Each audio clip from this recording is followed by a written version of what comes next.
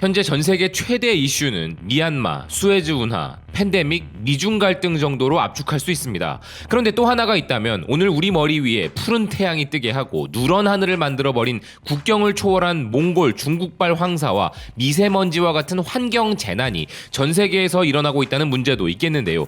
이 중 거의 대부분이 중국과 관련되어 있으니 중국은 정말 재앙을 부르는 국가인 것도 맞지만 우리도 이 중에 자유로운 이슈가 하나도 없는 것도 우리의 현실입니다. 그만큼 한국의 입지가 느껴지는 부분이기도 하며 세계화로 연결된 현재 지구의 모습이기도 한데요. 이 중 우리의 외교적 사안들은 미얀마와 미중 갈등의 문제로 압축됩니다.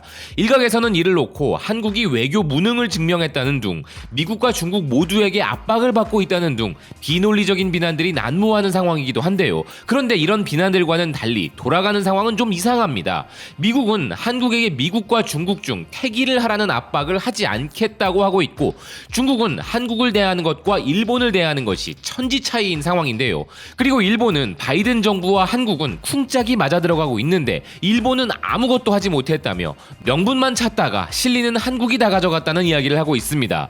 이렇게 미중 갈등 가운데 한국과 일본의 판이하게 다른 상황과 우리는 현재 현명한 외교를 하고 있다는 이야기까지 전해드려 보겠습니다.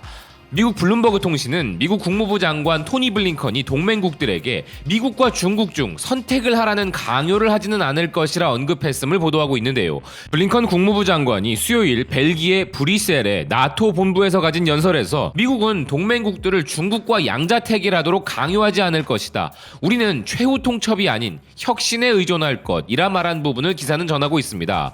이렇게 극심한 인권 침해 국가인 중국을 대상으로 지구경찰 미국이 더 적극적인 강경한 자세로 나오지 못하는 데에는 여러 가지 이유가 있겠습니다만 조만간 미국이 중국에게 질 수 있다는 분석들이 나오고 있는 부분을 무시할 수 없을 것인데요. 먼저 경제적인 부분에서 중국은 천천히 세계를 지배해가고 있다는 블룸버그의 중국 경제부문 수석기자 톰 행콕은 중국은 팬데믹 기간 동안 유일하게 경제가 성장한 국가이며 중국의 세계 생산량 점유율은 수십 년 동안 가장 빠른 속도로 증가하여 중국이 예상보다 빨리 세계 최대 경제 대국인 미국을 추월할 수 있을 것이라 이야기했습니다. 미국의 싱크탱크 브루킹스 연구소에 따르면 예상보다 2년이나 빠른 2028년에 중국이 1위를 차지할 수 있다는데요.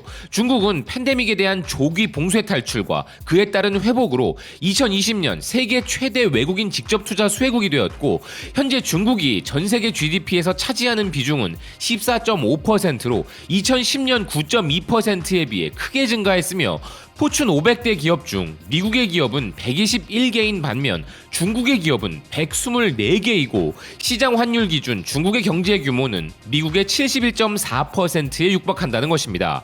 외교 전문지 포린폴리시는 과거의 소련과 중국을 비교할 수는 없다면서 바이든이 현재 동맹국들과 파트너들의 도움으로 최대 경쟁국인 중국의 위협을 억제하기를 원하는데 미국은 과거에는 소련에 맞서기 위해 같은 생각을 가진 유럽 국가들과 협력했으나 그와 달리 중국과의 대결에서는 이런 옵션이 존재하지 않는다고 지적하였는데요.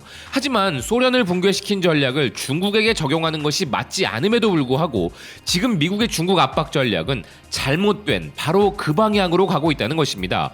트럼프가 중국을 일방적으로 제재한 것과 달리 바이든은 동맹국들과 파트너들의 도움으로 중국을 억제하기를 원하는 차이점이 있다는 것인데요.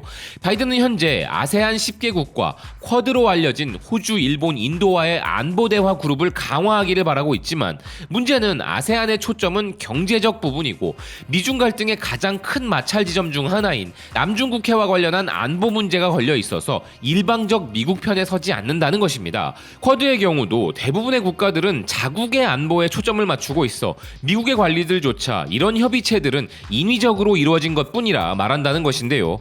즉 직접적인 안보 위협이 존재하지 않는 한 미중 갈등에 있어 직접 관여를 하지 않고 중립 외교를 펼치는 것이 이들 대부분 국가들의 반응이라는 것이죠. 이렇게 경제적인 부분에서도 미 정부의 중국 봉쇄 정책의 전략적인 면에서도 어느 곳 하나 미국이 중국을 압도하는 부분이 존재하지 않기에 대부분의 국가들은 미국의 대중국 압박에 있어 자국의 문제가 발생하지 않는 한 적극적인 참여를 하지 않는 것이 현재 전 세계적 외교 대응의 흐름인 것입니다.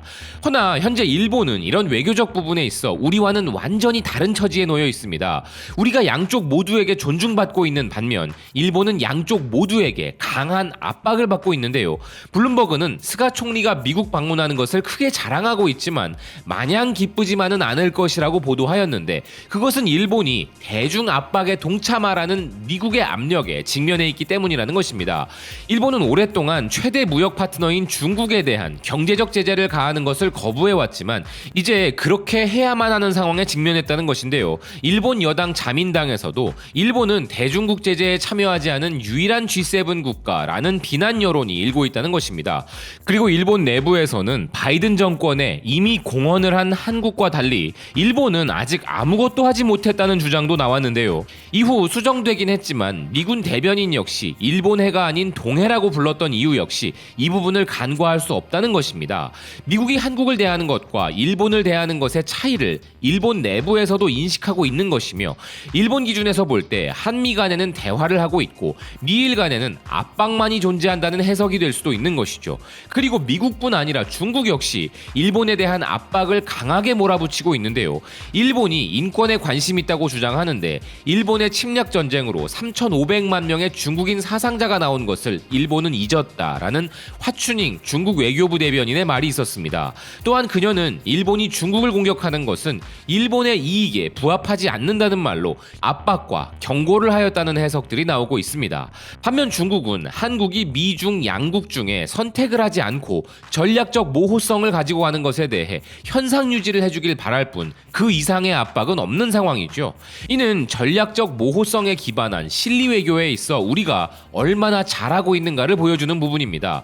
그래도 일각에서는 중국이 싫으니 반중해야 한다, 중국 제재에 동참해야 한다는 목소리가 높은데요. 심정적으로는 1000% 동의합니다.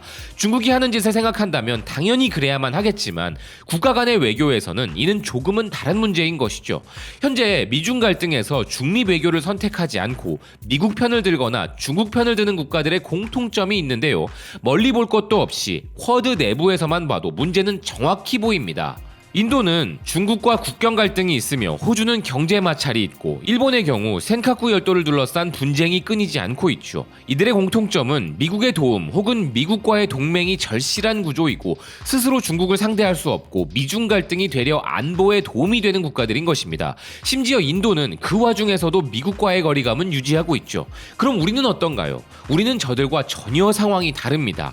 바이든 정부는 한국을 원하지만 한국과 중국 간의 경제적 유대는 흔들리기 힘든 전략적 과제라는 블룸버그의 기사 내용처럼 미국에게도 중국에게도 한국은 서로 가지고 싶은 파트너인 것인데요. 이런 위치를 가진 한국이 어느 한쪽 편을 든다? 그런 섣부른 결정은 있을 수 없는 것이죠. 최근 미얀마 사태에서는 국민들이 장례 행사를 하는데 총포를 쏴대는가 하면 어린아이들의 목숨까지 위협하는 와중에 군부는 초호와 파티를 즐겼다고 합니다. 이런 인간 같지도 않은 행태가 벌어지고 있는데 왜 국제사회는 적극적인 행동을 하지 못하나 라는 질문이 따라올 수밖에 없는데요. 미얀마의 내정이기 때문에 간섭하지 못한다는 변명을 하고 있을 뿐입니다. 그런데 현실적으로는 다른 이유가 있죠. 유엔이 미얀마 문제에 간섭하기 위해서는 유엔 상임이사국들의 협의가 필요한데 이 상임이사국들 중에는 중국과 러시아가 있기에 합의가 이루어질 수도 없는 것인데요. 그럼 중국과 러시아가 미얀마 사태에 대해 반대하는 가장 큰 이유는 미얀마 내정에 국제적인 개입이 들어간다는 것에 동의하면 중국과 러시아, 그들에 대한 국제사회의 내정 간섭에도 정당성이 생기는 부분이기에 찬성할 리 없는 것이란 해석이 가능한 것입니다. 미얀마 군부에 대한 러시아와 중국의 지원은 천인공노할 짓이지만 그들의 시각에서 보자면 자신들의 국익에 부합하는 행위를 하고 있는 것뿐인 것이죠. 최근 한국을 비롯 미국 등의 12개국 합참의장들이 미얀마 군부를 규탄하는 성명을 발표하고 바이든 대통령은 이를 끔찍하다고 표현하였습니다만 그것이 전부입니다. 만약 국제사회가 미얀마 군부에 대한 제재와 같은 실질적인 개입을 하는 데 있어 명분을 쌓지 못한 상태에서 진행을 하게 된다면 이는 중국, 러시아 및 그들의 파트너들과 또다시 냉전 시대로 돌입하게 되고 거대한 무력 충돌로까지 이어질 수 있기 때문에 이 이상의 조치를 하는 것은 어렵다는 것이 안타까울 뿐인데요.